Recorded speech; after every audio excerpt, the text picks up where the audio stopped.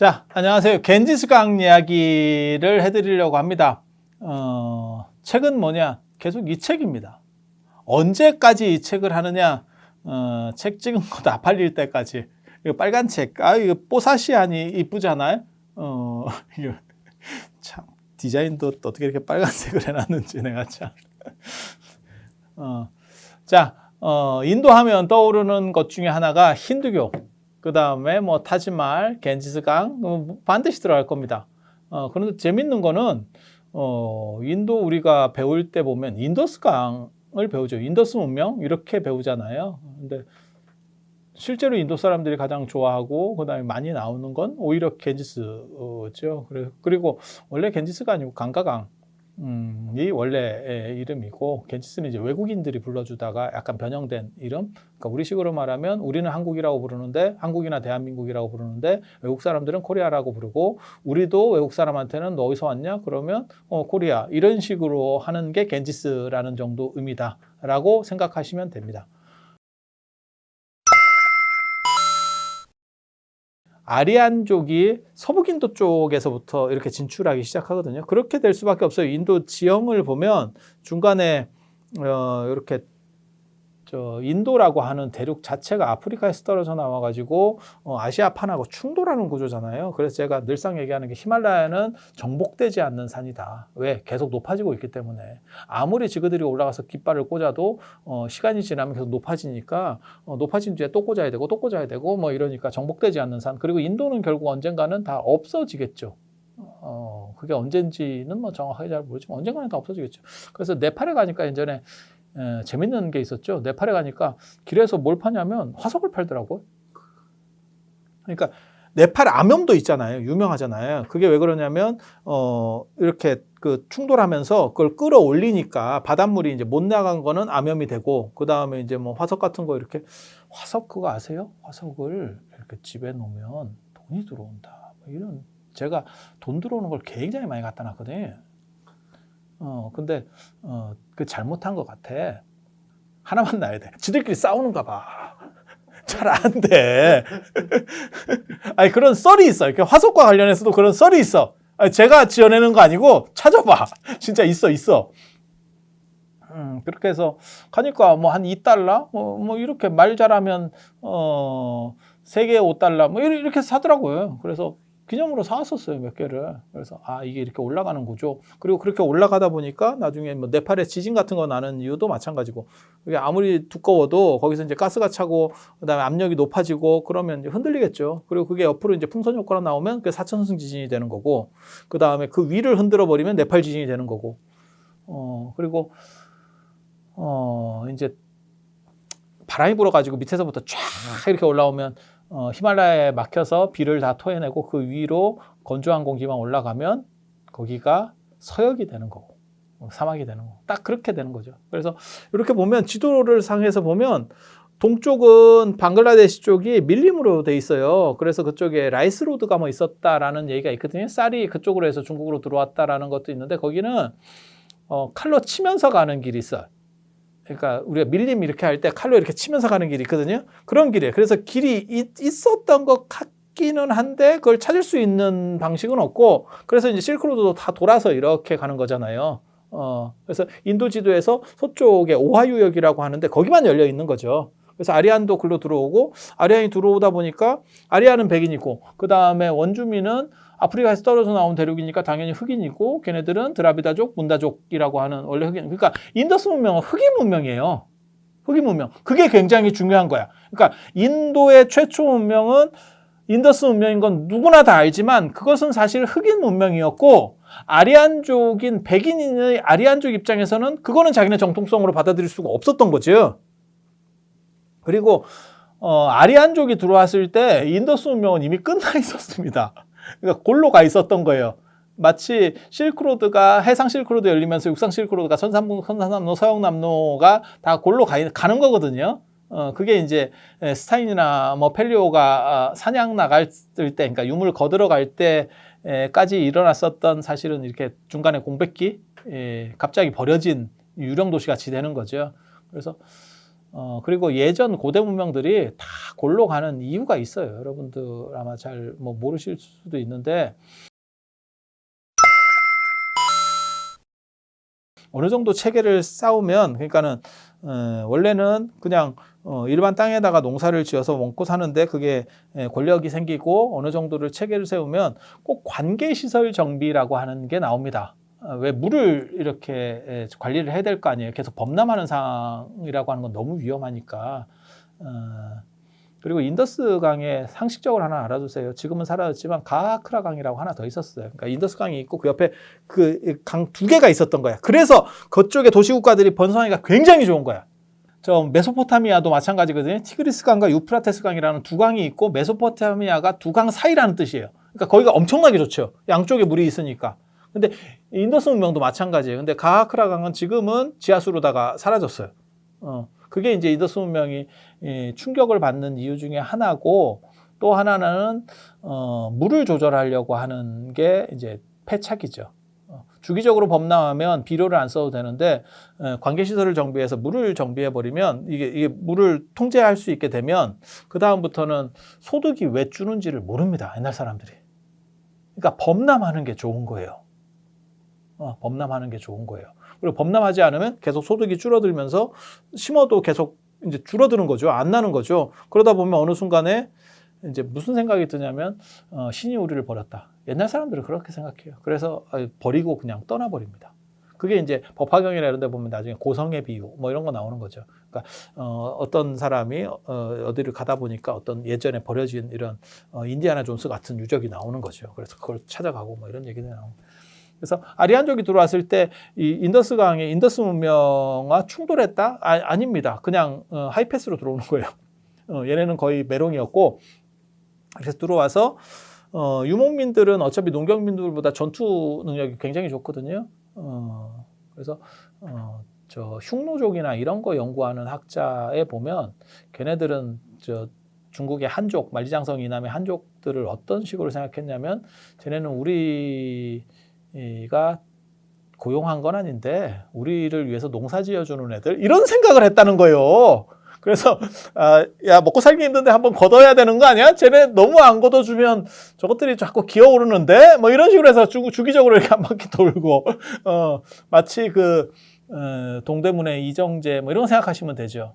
상인들에게 좀씩 이렇게 걷어주고 보호비도 이렇게 좀 이렇게 내고 뭐 이렇게 종로의 김두한, 동대문의 이정재 뭐 이런 거 아시잖아요. 그래서 그런 거 비슷한 생각을 한다는 거예요. 그러니까 유목민의 전투력은 아무튼 농경민이 당할 수가 없어요. 그리고 농경민이 실제로 전투력을 가지고 이긴다고 하더라도 무기라든지 이런 걸 가지고 이긴다고 하더라도 유목민은 가버립니다. 말 타고. 그래서 쫓아가다 보면 이게 하세월이에요. 농경민의 특징은 그 땅을 떠날 수 없기 때문에 유목민이 쳐들어오면 땅을 떠나도 얘네는 죽어요. 그러니까 뺏길 수밖에 없는 구조고 그래서 농경민은 유목민에게 이길 수 있는 확률이 없습니다. 그러니까 두 가지 때문에 전투력도 그렇고 또 하나는 붙박혀 있는 거고 하나는 이동한다는 거고. 그러니까 치면 걔네는 그냥 계속 가면 돼요. 어디까지? 안 따라올 때까지. 야 이거 어떻게 이겨?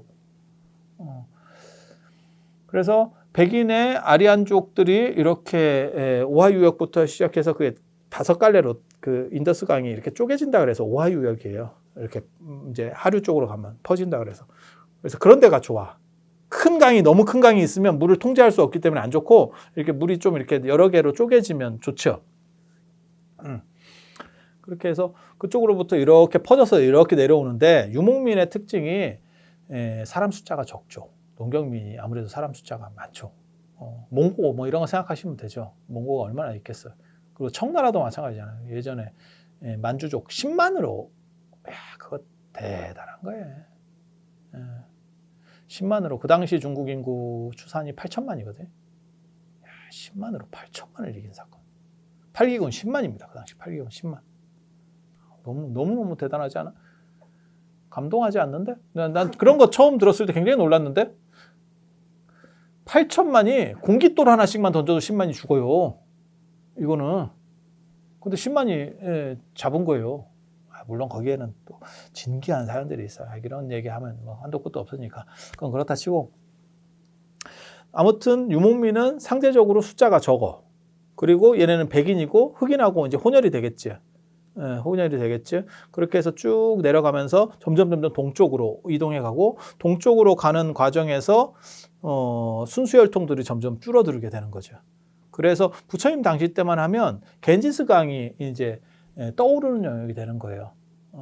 서쪽 지역에 어떻게 보면 아리안족이 많이 사는 데는 꼰대 문화들이 있었고 동쪽의 겐지스강 유역 쪽이 그게 이제 새로운 문화가 꽃 피워내는데, 그러니까 미국 생각하시면 돼요. 미국이 원래 동부 지역이 원래 오리지널한 데고 13개 그 주 있잖아요. 그러니까 그렇잖아요. 유럽에서 넘어오면 거기니까. 그런데 그 나머지는 아무 쓸모도 없는 줄 알았다가 나중에 이제 서부 대개발하면서 거기 금광이 발전하면서 쫙 그쪽으로 이동해 가잖아요. 그리고 지금은 서해안이 미국의 서쪽이 쫙 발전하게 되잖아요. 그러니까 서쪽은 기존의 틀이 존재하지 않는 새로운 개척지지예요. 그리고 거기는 다양성이라든지 여러 문화들이 융합될 수 있는 구조들이 만들어지는 거고, 그게 그러니까 인도의 서쪽 지역이 아리안족 문화의 어떤 보수적이었다면 동쪽 지역은 원주민과 그 다음에 이 아리안족들의 문화가 섞이는 시너지 효과를 발휘할 수 있는 지역이었다, 이렇게 생각하시면 돼요. 그리고 거기에 성지가 필요했지. 성스러운 어떤 거를 담보해 줄 만한 게 필요했지. 그게 겐지스 강이에요. 그래서 뭐라고 나오냐면 인도에 이제 2대 서사시가 있거든요. 마하바라타, 라마야나.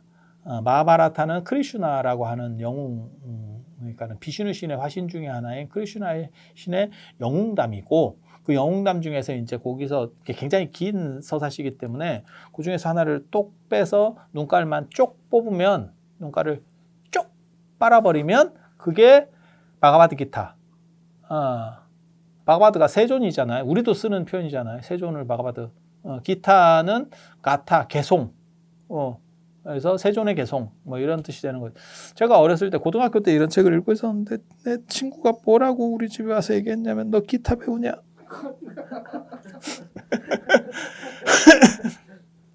아 진짜. 우리는 고등학교 때 이런 책 보고 있었어. 사뭇 다르지.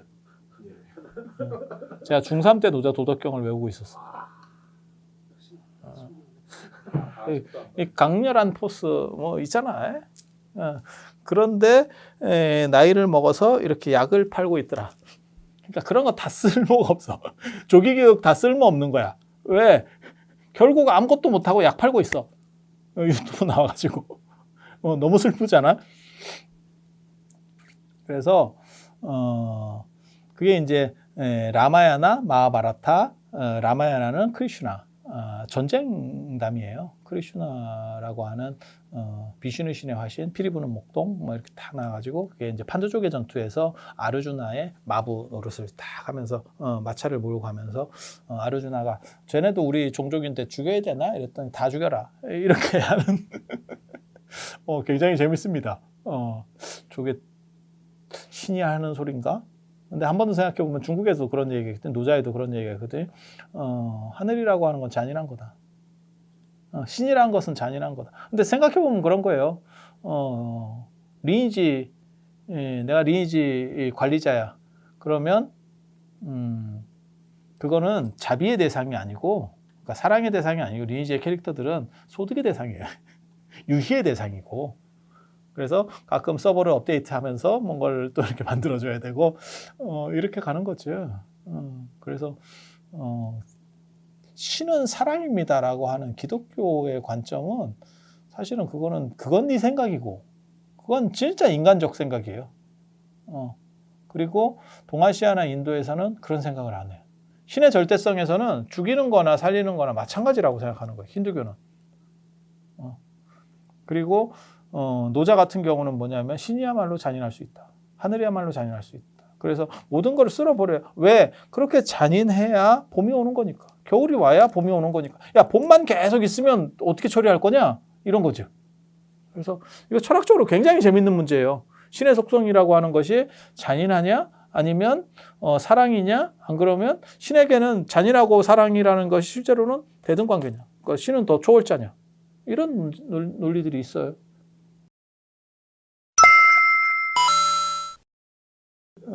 그건 아무튼 그게 마하바라타라고 하는 전쟁담이고, 그 다음에 라마야나 같은 경우는 시타.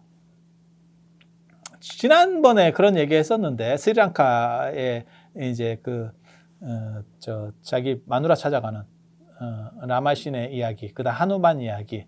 그런데 그 마하바라타의 얘기도 이제 여러 가지가 나오는데, 그 중에 바기라타라고 하는 사람 얘기가 나와요. 그게 이제 수행자인데, 수행자라고 그래서 힌두교에서 말하는 수행자는 독신 아닙니다.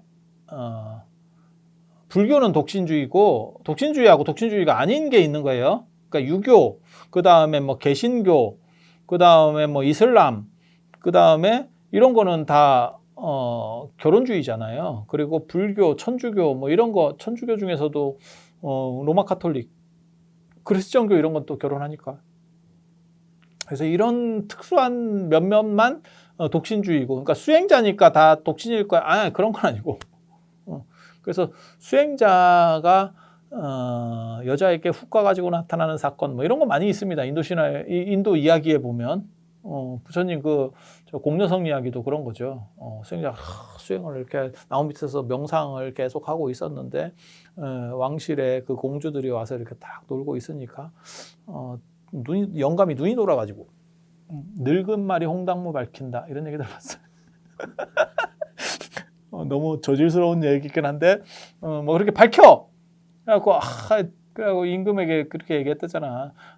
네 공주 중에 하나를 나에게 시집 보내줬으면 좋겠다. 내 그걸로다가 이렇게 뭐 좀 쓰게 좀 해줬으면 좋겠다. 그랬더니 안 그러면 뭐 저주를 내리겠다. 뭐 이렇게 약을 팔아가지고 결국 임금이 쫄이서 공주들을 불러놓고 이제 저 영감한테 시집 가야겠다. 이랬더니 공주들이 이제 나이 먹은 애들은 전부 다 안 가고 제일 어린 애가 눈치 딱 봐가지고 한 4살밖에 안 된 애가 제가 가겠습니다 해서 갔대.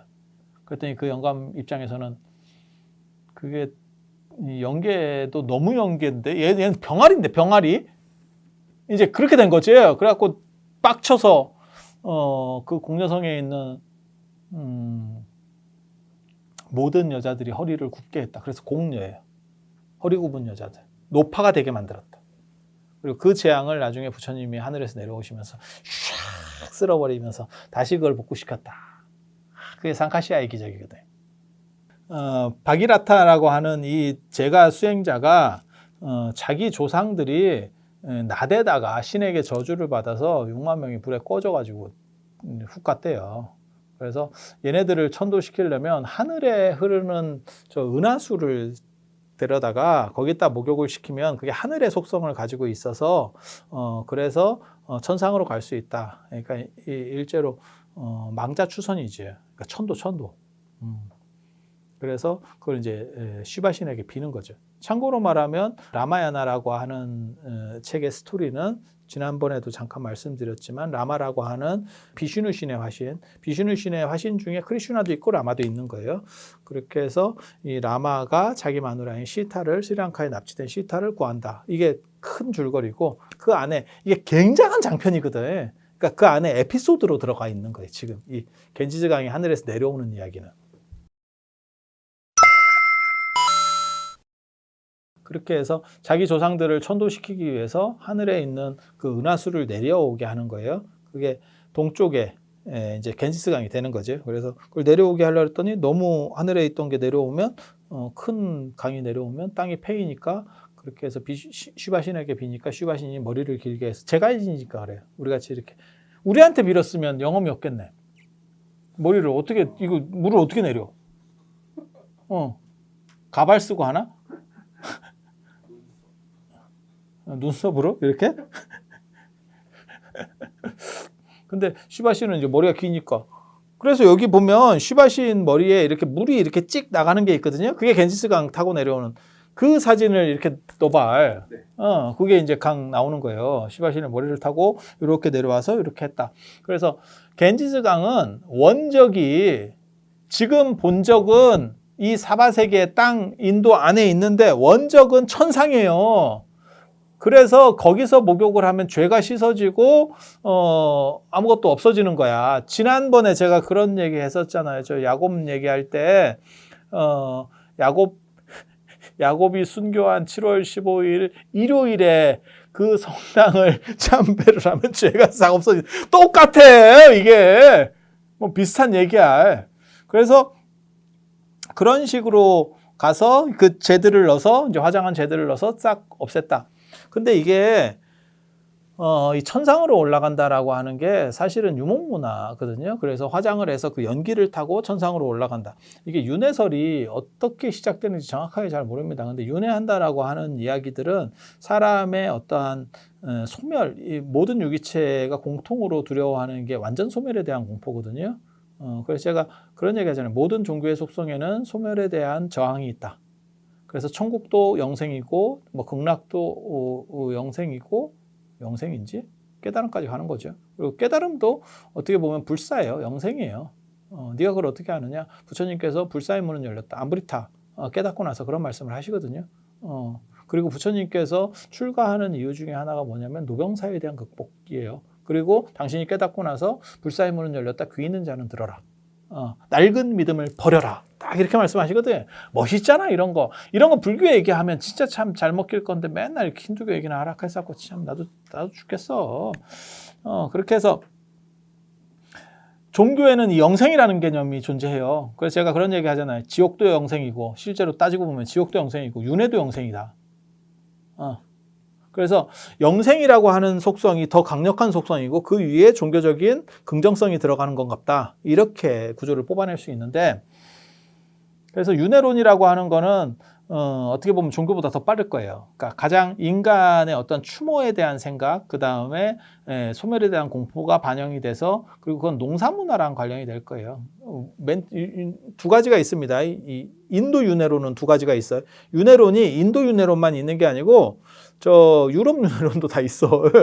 여러 종류가 있어요. 기독교도 초반에 윤회론이 있다가 니케아 공의회 때 이제 날아가잖아요. 윤회론이 사라지게 되는 건데 그 이단으로 해가지고 빼버렸거든. 유럽에서 지금도 윤회론이 작동하는 코드가 있어요. RPG 게임 하면 드루이드족이 나와. 변신족. 그게 원래는 윤회한다는 개념이에요. 근데 기독교에서 니케아 공의회 때 그 윤회의 시간성을 빼버렸거든. 그러니까 그냥 변신하는 걸로 나오는 거야. 동물이 됐다가 인간이 됐다가. 드루이드족 압니까? 네. 게임하면 드루이드족. 뭐 팔라딘, 소서리스, 뭐 바바리안 뭐 이렇게 힘쓰는 애 몸빵, 그다음에 마법 뭐 이렇게 하고 변신족 나오잖아요. 그렇게 나오는 거예요.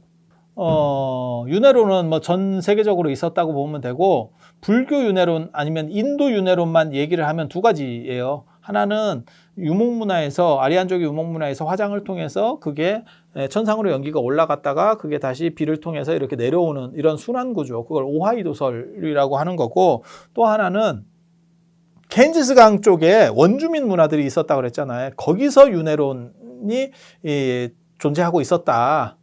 그래서 그 두 가지가 섞이면서 지금과 같은 윤회론을 뭐 만들었다 이런 설도 있어요. 뭐 어느 게 맞다라고 다 100% 얘기하기는 좀 어려운데 두 가지 다 타당성이 있는 얘기들이에요.